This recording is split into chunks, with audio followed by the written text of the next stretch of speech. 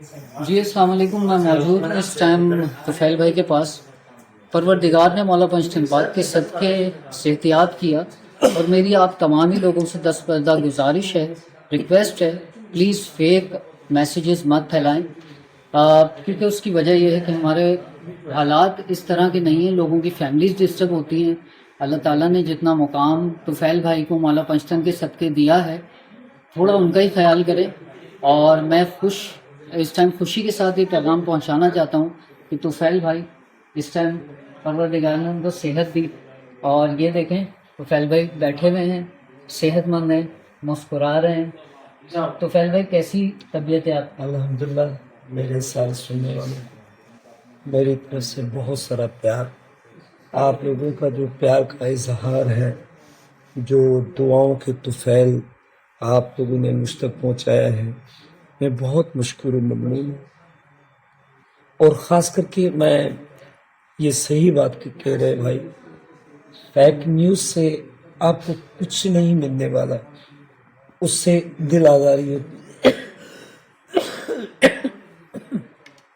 اس سے دل آزاری ہوتی ہے، فیملی ڈسٹرب ہوتی ہے، چاہنے والوں تک میسج غلط جاتا ہے. میں صحتیاب ہوں اللہ کی کرم نوازی سے، جو فکر میں نکال کے آیا ہوں. یہ سب اٹھنے والے ہاتھوں کی دعاؤں کے طفیل ہیں. اللہ تعالیٰ ان کو صحت دے. اور میں اپیل کروں گا تمام چاہنے والوں سے طفیل بھائی کے کہ پلیز ایک کسی کے لیے بھی کوئی بھی فیک نیوز سے آپ اپنا نام نہ کمائیں، کیونکہ ایک دل اگر دکھتا ہے تو اللہ کی ذات بہت ناراض ہوتی ہے.